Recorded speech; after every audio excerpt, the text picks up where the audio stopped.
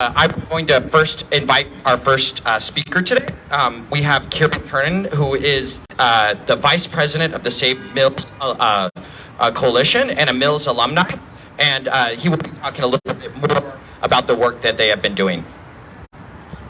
Yeah, thanks, Brandon. The Save Mills College Coalition was formed a year and a half ago by a student at Mills on the night its president decided to close the college. From the start, we couldn't understand the rush to close this historic Oakland Women's College.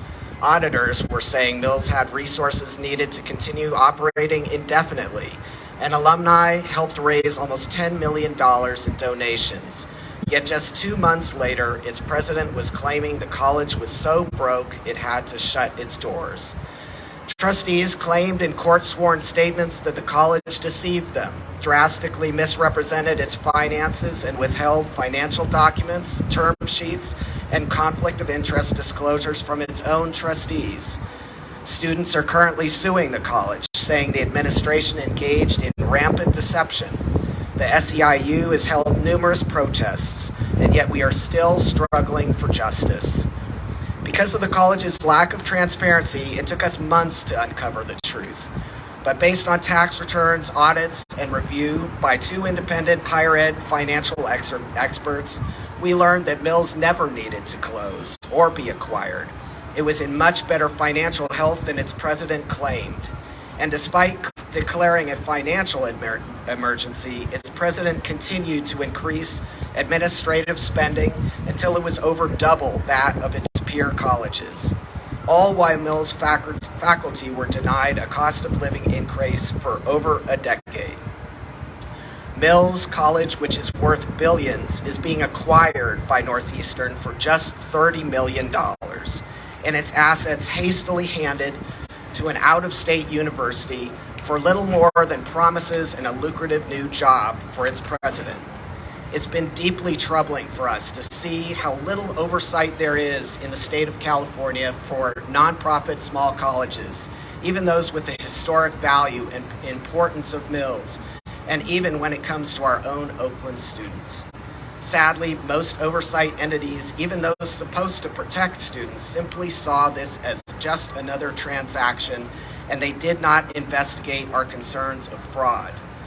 So we're grateful for Council President Pro Tem Sheng Thao and Vice Mayor Rebecca Kaplan for this resolution, and for the Oakland City Council members who join us in support. Their vote can help us bring the issue of Mills up to the state and federal level and call for an investigation. We hope this can mandate not just the reversal of this takeover, but increased oversight in higher ed for the benefit of students and the public at large. Susan Mills, the founder of Mills, stated in her will that Mills belonged to the women of California and the world. Everything that Mills has and is was intended to serve women's education, and now those assets have been taken by a corporate university which unabashedly exploited the lax oversight in California nonprofit law. Mills College deserves justice. The coalition and its allies will continue to fight for Mills until we can overturn this destructive acquisition and see that it never happens again. Thank you. Thank you so much, Kieran. Up next, I am going to be inviting another Mills alumni and advisor for the Save Mills Coalition and a phenomenal powerhouse of a woman, Claudia L. Thank you. Thank you so much. I just saw some cyclones show up. You want to come join us? You sure? Well, thank you so much. Claudia Mercado Lisbeth. I've been an Oakland resident for over 30 years. My family immigrated to this country when I was 8, and I was very fortunate to make my way to Mills College. Mills College is something that we can't take for granted. There's things that last forever because there's intentional leadership behind them, just like the city of Oakland. And Mills has been part of the city of Oakland's social fabric for so long, and we owe it to Mills, we owe it to all the women, and we really owe it to the residents of Oakland to stand up for our community. Hola, soy Claudia Mercado, residente de Oakland por más de 30 años. Soy emigrante de México, vine a Oakland cuando tenía 8 años y tuve el placer de ser estudiante y tener mi bachillerato de Mills College. Pienso que tenemos que luchar por Mills College, por las mujeres, por nuestra comunidad, pero también por la ciudad de Oakland. Y ocupamos tener líderes intencionales que realmente peleen por la justicia y que enseñen al mundo que Mills College puede sobrevivir por otros 170 años. I think also it's important to really focus on the students.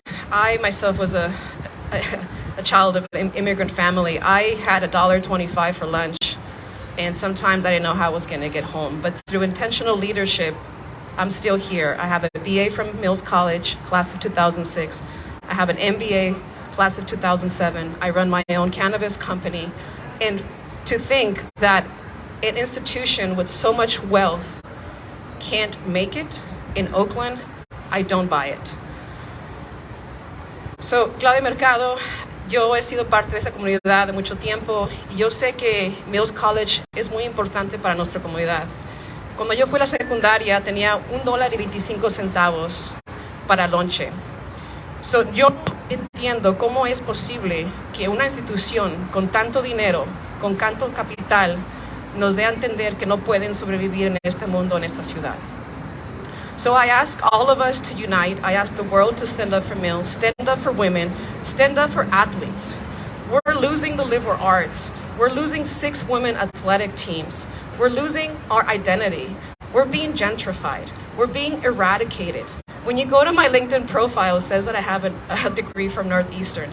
I have no association. I went to Mills College. I put 5 years of hard work, working 2 jobs, playing sports, to make sure I can make my parents proud. And that's why I'm so thankful, because like me, we gotta keep the dream going, and we have to allow for places like Mills that make us feel safe. A little narrative about a little bit more about me. You know, in high school, I was sleeping on the floor to give my siblings a bed. And when I showed up to Mills College, it was some of the most affordable housing in all of Oakland. For the first time, I had my own room. I had my own bed. And I think this is not just an issue of education, it's an issue of housing, it's an issue of college access, college completion. We're talking about uplifting the American dream for Latinos and for people of color. So I really thank all of us for being here and really standing up for justice. And I do believe that don't get mad, don't get sad, get empowered, because the fight just started. So thank you so much. Great. Thank you so much. Really appreciate it. Unfortunately, our next guest could not make it because she just had a baby, so we're very thrilled that Vice Mayor Kaplan, and congratulations to her family. But we are very grateful for Vice Mayor Kaplan's leadership on this issue. She has been stalwart, and she was a phenomenal co-author of our resolution. So I wanted to give a moment to Kimberly Jones, Chief of Staff for Vice Mayor Kaplan's office. Good morning. As Brendan said, my name is Kimberly Jones. I'm the Chief of Staff for Vice Mayor Kaplan, your Vice Mayor and Council Member at Large. I'm here to read the statement on her behalf. Mills College has been an important part of Oakland's legacy since 1872. As the oldest women's undergraduate college in the West, Mills has played an important role in our community by carrying out its mission to remove barriers for the advancement and empowerment of women. Mills College isn't just in Oakland, it is Oakland, with a student body as diverse as the city itself. Mills College has always been on the cutting edge of women's rights and equality. It was the first women's college to offer a computer science major. It was also the first women's college to openly accept transgender students. Notable alumni include filmmaker Sofia Coppola, the late actress Olivia de Havilland, and our own Congresswoman Barbara Lee. Despite this rich history, after 170 years of operation, without warning or attempt to work with the student body, alumni, or any other stakeholders, in March of 2021, the Mills College Board of Trustees and Administration announced that the school was going to close because of financial hardship. All of a sudden, without warning, from the beginning, students, alumni, and faculty have asked questions that haven't been adequately answered. But the process continued, and the merger with Northeastern University was proposed. Still, students, alumni, and faculty had questions that weren't answered. The merger was closed on June 30th. Isn't it cruelly ironic that as we were celebrating 50 years of Title IX and what it meant to women, the 170-year legacy of Mills College was being merged out of existence? But that doesn't mean that the questions can't be answered, because they still exist. We call on the U.S. Department of Education and the California Bureau of Private and Post-Secondary Education to conduct an independent investigation into the circumstances around the merger between Mills College and Northeastern University. This merger may not have been a transparent process, but an independent investigation will bring everything into the light. Thank you. Thank you so much, Kimberly. Our last speaker is the Council President Pro Tem, co-sponsor of this resolution, and Mills alumni. I am very excited to be welcoming up my boss, Council President Pro Tem and District 4 Council Member Sheng Thao. Thank you so much. Thank you to all of our Mills alumni who are here today to support this resolution. Again, my name is Sheng Thao. I represent District 4 here in the city of Oakland. I'm also the Council President Pro Tem and mayoral candidate as well too. I'm going to give you this because it's flying. You know, we are here today because we are seeing that an institution, a great institution where we see marginalized communities, meaning our women community, our LGBTQ plus community. These communities have for decades found a safe haven in our college, Mills College. And it is now being stripped away.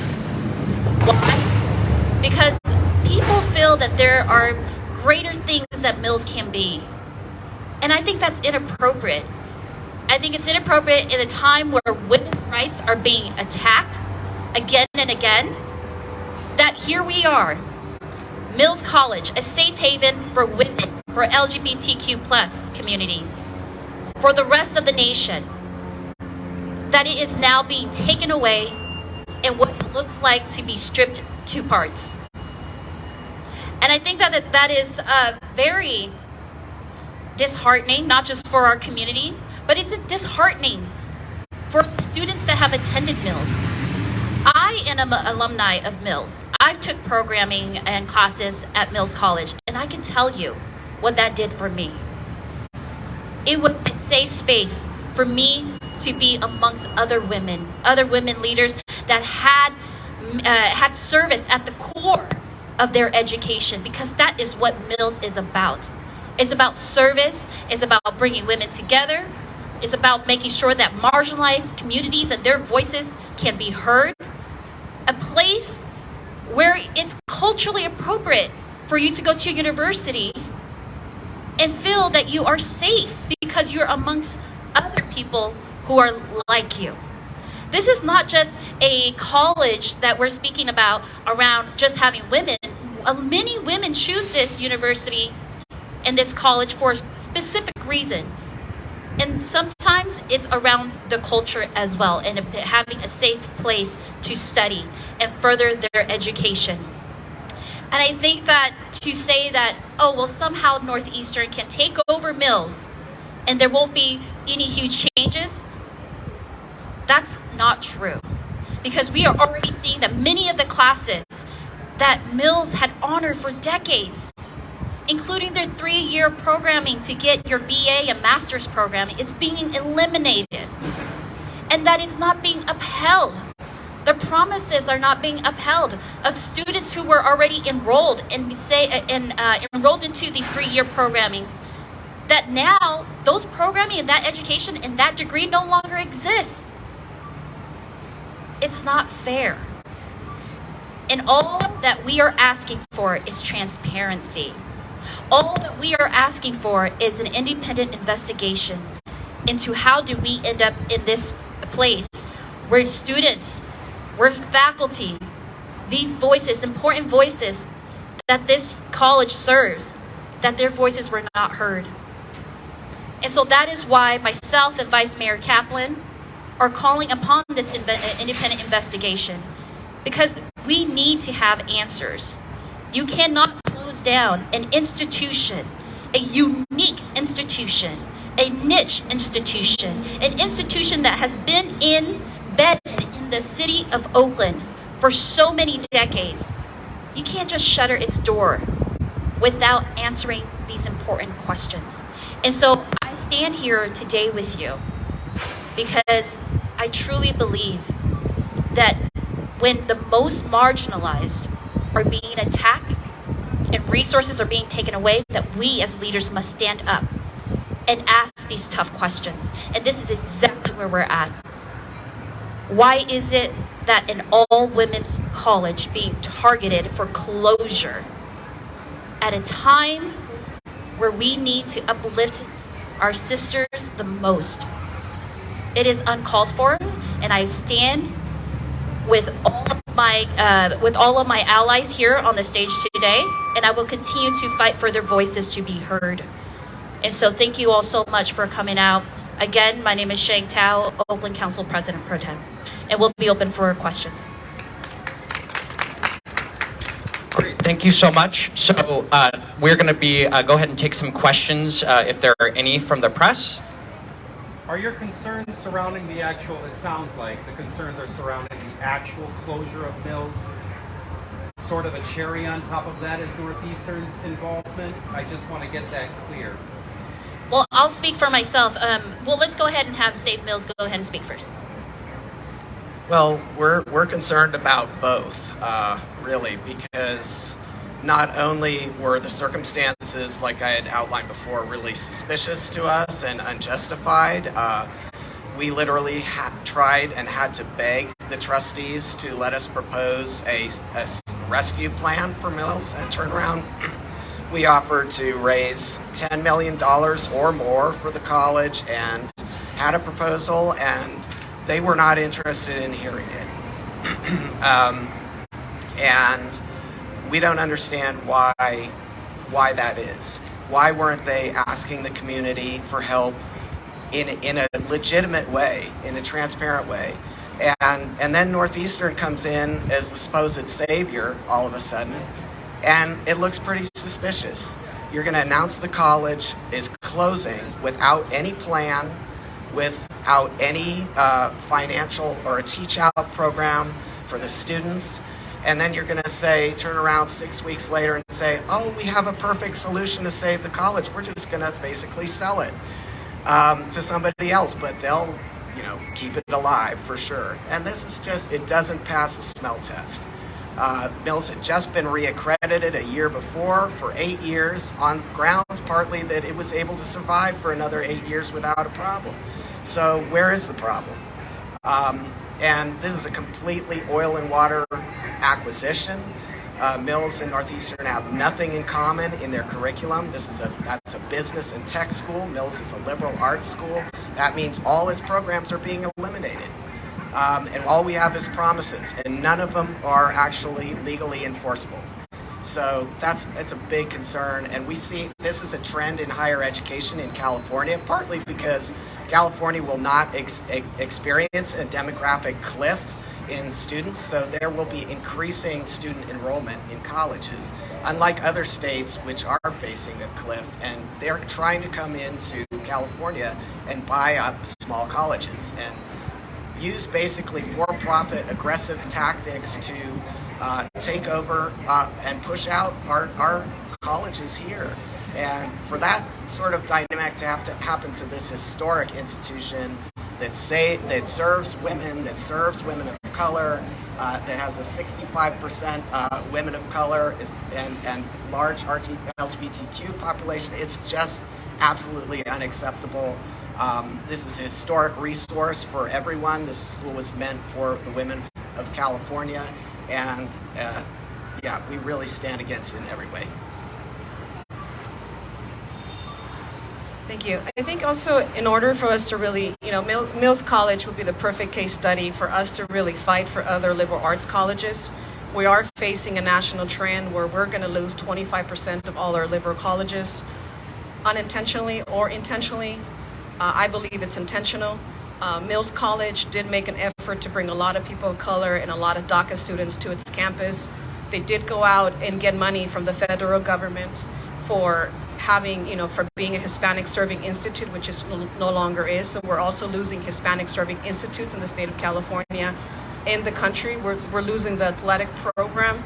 So to say that this was not intentional, that's why we're here. Show us that you didn't intentionally tend to close us down. Show us that you didn't do a bait and switch on students. Students came to Mills College even after they were told Mills was going to close. Their hearts were so set on getting a degree from Mills College that they were willing to still stick around. And until this day, we still have students that believe this could change, and they're at Mills College and suffering through all of this.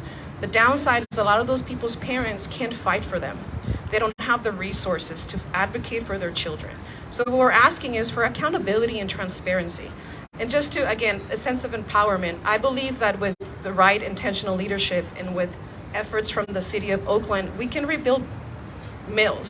And Mills can be here for another 170 years. So let's look to the past, acknowledge the present, but also look into the future as to how we can improve the situation. Last question too on that front is what can an investigation accomplish? Like what can happen regardless of the findings of an investigation? I just want to be clear on what would be the best case result for your side from your perspective. Well, we would like to see legislation that prevents these kinds of hostile takeovers. So an investigation uncovering the circumstances behind how this was orchestrated and what is going on at this college and other small colleges that is causing this destructive trend to happen. So it's in part we hope to still be able to overturn this merger. We hope to uncover some of the possible backroom deals that led to it and the concerns that were raised in this lawsuit by trustees that were never addressed, the questions that were never answered. And so we want that all to come to light. So, and we also hope to really change the law in California that allows this type of destructive merger to happen, and at the cost of students. Thank you. I think that it's incredibly important that in order for any business decision to move forward, whether it's a business decision or a community decision, that all stakeholders come to the table, that there's transparency. And this is why the Vice Mayor and I are calling for this. Is let's be transparent. Let's put all the information and the facts on the table before making a decision and make sure that all the stakeholders are at the table as well too. Thank you. Any other questions? Yes. I was also a student at Mills in the middle of its takeover, and it's now been bought. And so the city of Oakland has known for almost a year that this was going to happen. I didn't see a lot of people standing up and stepping out against it. So it kind of feels like a little too late now. So even though I don't think the effort should be stopped to restore Mills, but in terms of talking about legislation, that's pretty far off. So what can be done now to make Northeastern feel very uncomfortable in the position that they have now enforced themselves in our city? Because city council has a lot of power, and I didn't see a lot of people speaking out. Absolutely. So I've been working with this coalition for, I believe, over a year now. Right when I heard about it and when there was a protest, I was there in speaking in support of it. And I've been working on the background and the back end as well in regards to this, to support the efforts of not allowing for this merger to happen or to actually ask for more questions and transparency. I believe that moving forward, the city is on record now demanding for there to be a third-party investigation, and that's how we're going to move forward. We're going to move forward in a very strong way. There are many other I want to be very clear, there are many other variables in play as well too. And so it cannot just stop here at the city of Oakland. We do have some leverage, but it does not stop here with us. We know that there are many other leaders at the state level and at the federal level who will be support of this as well too, and they're doing their due diligence as well too. Any other questions? Did you want to add to that at all? Or? Okay.